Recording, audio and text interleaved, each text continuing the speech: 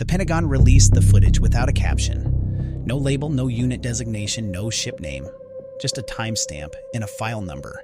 The way they release things, they are required to release, but would prefer you not think too hard about. 2 helicopters hang in the air over a massive orange hull. The ocean is flat. The helicopters are not landing. They are waiting. Look at the hull. It is not gray. United States Navy warships are gray. Every destroyer, every cruiser, every carrier, every amphibious assault vessel painted in the same fleet haze that says, "This is a weapon." This hull is orange. The kind of orange you paint on a vessel so that rescue crews can find it in a storm.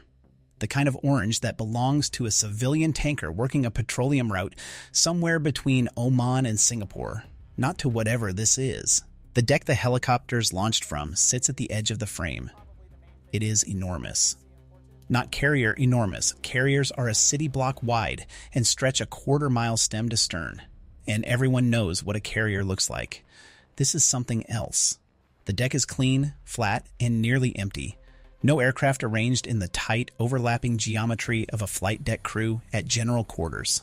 No island superstructure rising like a skyscraper above the center line. Just open deck, open sky, and 2 helicopters already airborne, already on their way to something 20 miles ahead. The vessel underneath that deck displaces roughly 90,000 tons of water. That is the weight of 600,000 average American cars floating. It is 239 meters long, 3 American football fields placed end to end, with room to spare, and it has no guns. Not a single weapon system capable of engaging another warship. The most lethal thing mounted on its hull is a .50 caliber machine gun, the same weapon carried by an Army Humvee, the last thing in the frame before the footage cuts. The orange hull, the flat water, the helicopters gone. Whatever they went to do, they did it 2,000 miles from the nearest American base. The ship that sent them looks like it hauls crude oil for a living.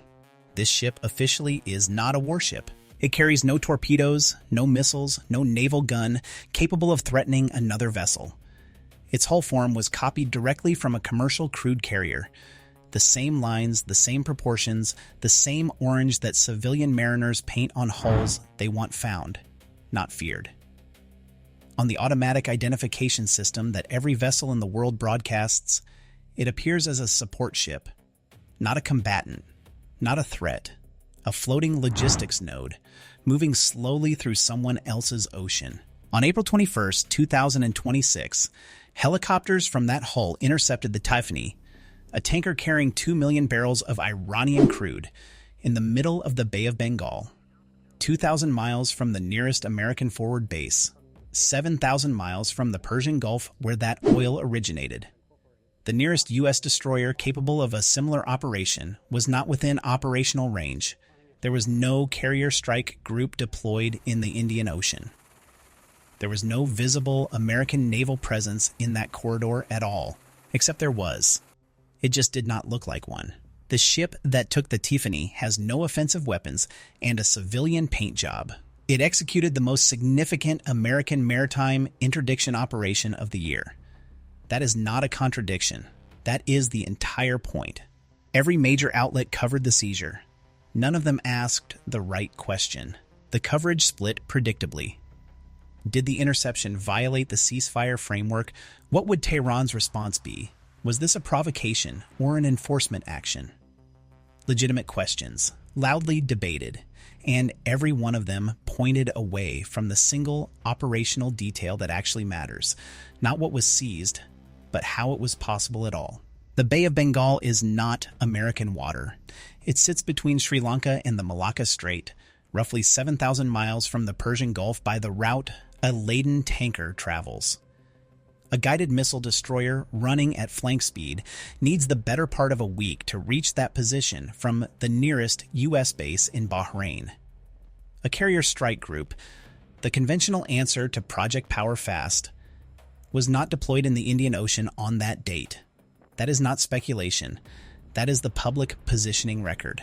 So where did the helicopters come from? Where did the special operations personnel come from?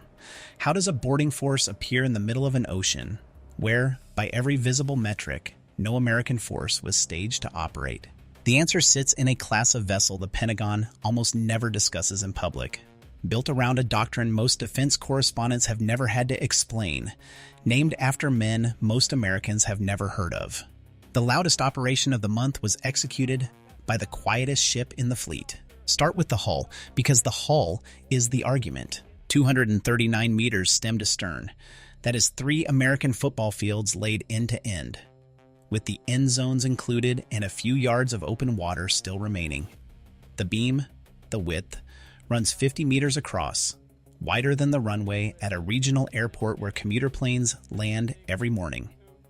This is not a small vessel operating at the edge of its limits. This is a purpose-built mobile platform designed to put helicopters and personnel into oceans where nothing else can reach. Displacement, 90,000 tons. A Nimitz-class carrier displaces roughly 104,000 tons fully loaded. The difference is one mid-size container ship. In practical terms, they occupy the same category of object. Things that reshape the waterline when they arrive. Range without refueling. 9,500 nautical miles. San Diego to Manila is roughly 7,000. This ship makes that transit and starts the return leg before it needs fuel.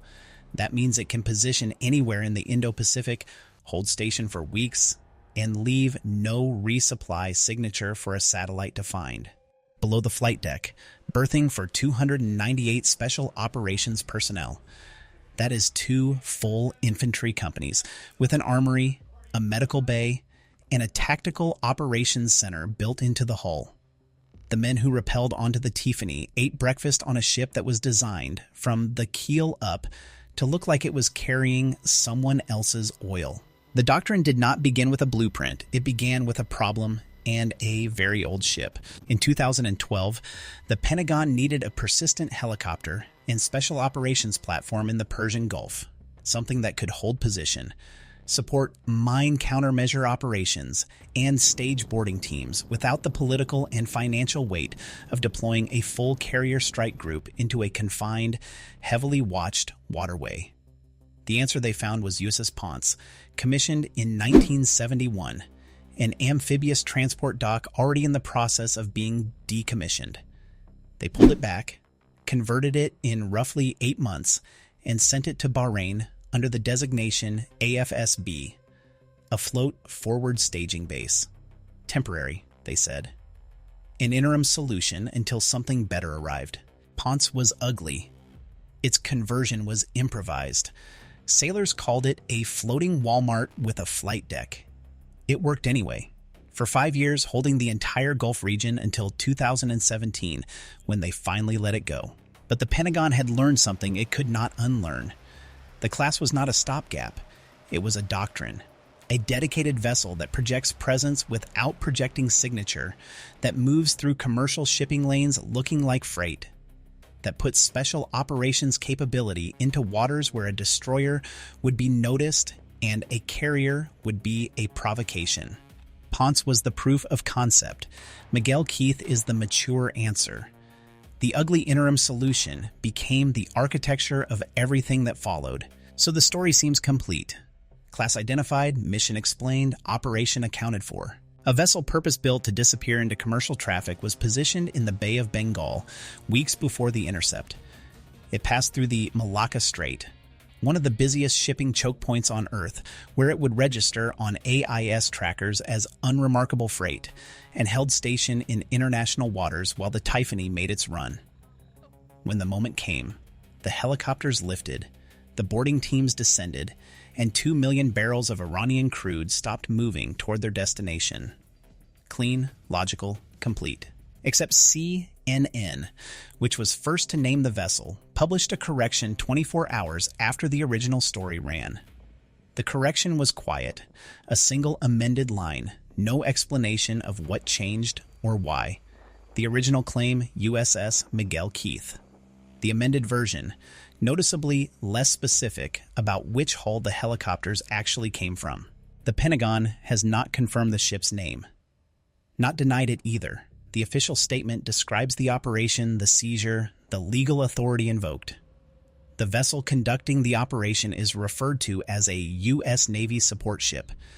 That phrase, support ship, is doing significant work in that sentence, and the people who wrote it know exactly how much. The story that seemed closed has one door still open, and the fact that it is open is not an accident. The silence is not a gap in the coverage. The silence is the weapon. An ESB, Expeditionary Sea Base, carries no hull number on its bow in the style of a combatant vessel. It sails under the Military Sealift Command flag, which means roughly half its crew are civilian mariners, not uniformed Navy personnel. On every AIS tracker that commercial shipping companies, insurance underwriters, and foreign naval intelligence services use to monitor vessel movements, it transmits the signature of a support vessel, not a warship, not a staging platform for 60 special operations personnel and 4 combat helicopters. A support vessel, moving at the pace of freight, indistinguishable from the hundreds of similar hulls crossing the Indian Ocean on any given week. This is not accidental camouflage. It is the entire operational theory. The Doctrine driving ESB deployment is called distributed maritime operations. Scatter your capability across enough hulls, across enough ocean, that no single surveillance pass and no single strike can neutralize it. A carrier strike group is visible from space and trackable by anyone with a satellite subscription. 5 ESBs spread across 3 oceans are, collectively, nearly invisible. You cannot target what you cannot locate. You cannot locate what looks like a tanker. There are 5 ESBs in commission across the entire world ocean. 5 hulls, 3 oceans, every choke point, every corridor where Iranian crude moves toward a buyer. Naming the ship means showing which one of the 5 is currently in the Indian Ocean. That is information worth protecting. The orange hull is not a disguise. It is a doctrine. Here is what this analysis cannot tell you, stated plainly. The Pentagon has not confirmed USS Miguel. Keith conducted this operation. Every conclusion pointing to that hull rests on indirect evidence. Satellite tracking data showing an ESB-class vessel transiting the Malacca Strait approximately 4 days before the intercept. The absence of any other ESB in the Indian Ocean region, according to publicly available positioning records, and the operational profile matching Miguel Keith's current deployment cycle. That chain of inference is reasonable. It is not confirmation. It is also possible the helicopters launched from a surface combatant running without AIS were told. Destroyers do this legally in contested or sensitive operational areas. It is possible a special operations staging element was pre-positioned on a vessel not yet publicly identified. It is possible the CNN correction reflects genuine uncertainty about which hull was involved, rather than pressure to protect an operational detail. What is not possible? That the operation happened by accident, that boarding teams materialized in the Bay of Bengal without weeks of deliberate positioning, that 2 million barrels of crude were seized by improvisation. Someone planned this months in advance. Someone chose that corridor, that timing, that vessel. The uncertainty is not about whether the architecture exists. The uncertainty is about which specific piece of it was in the water that morning. The system is built so that question has no clean answer. That is not a failure of reporting. That is the system working exactly as designed. The price tag closes the argument. A single ESB costs approximately $600 million to build. That number sounds large until you place it next to the alternative. A San Antonio-class amphibious transport dock, the next step up in capability, the vessel that performs adjacent missions with a larger crew and heavier armament, runs approximately $2.5 billion per hull. A Nimitz-class carrier, the instrument of maximum American naval power projection, costs approximately $8 billion before you factor in the air wing, the escorts, and the 40 years of operational costs that follow commissioning. Against those numbers, $600 million is not an expense. It is an arbitrage. The Tiffany was carrying 2 million barrels of Iranian crude at the moment of intercept. At current market pricing, That cargo was worth roughly $160 million. The legal and economic pressure applied to Iran's sanctions evasion network by a single successful interdiction, the insurance withdrawals, the shipping route disruptions, the signal sent to every captain considering a similar run, multiplies that figure by an order of magnitude that no accountant has cleanly calculated, but every sanctions analyst understands. The most expensive operation Iran faced in April was executed by the cheapest large American vessel in the water. Not a carrier, not a destroyer. A hull derived from a civilian crude tanker, built at a quarter of the cost of its nearest competitor, crewed partly by civilian mariners, painted orange. The weapon that hurts most is the one that looks like freight. The ship is understood. The people on it are not. Someone descended onto the deck of the Tiffany. That action, boarding a moving vessel in open ocean from a helicopter at night or at dawn, against a crew that may or may not have been armed and almost certainly was not cooperative, is among the most dangerous things a military unit is asked to do in conditions short of open warfare.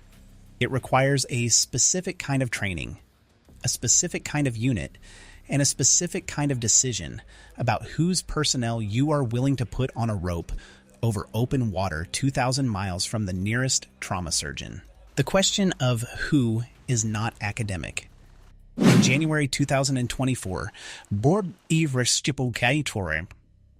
a boarding operation launched from USS Ponce off the coast of Somalia ended with 2 Navy SEALs dead, lost in the water during the approach, recovered days later. The ocean does not distinguish between a successful interdiction and a failed one until after the helicopters land. That operation forced a documented reassessment of abortage tactics in open ocean conditions. What changed exactly has not been published. Was the Tiffany team SEALs? Was it MARSOC? Marine raiders operating from a Marine-flagged asset on a Navy hull? Was it a joint element configured specifically for the post-Somalia tactical revision?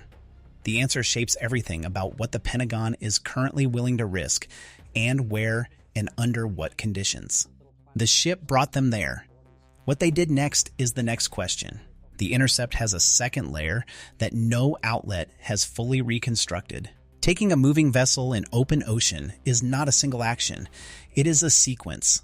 Surveillance, positioning, approach, insertion, control, extraction, and every link in that chain can fail independently. The Tiffany Intercept succeeded. What that means, operationally, is that every link held.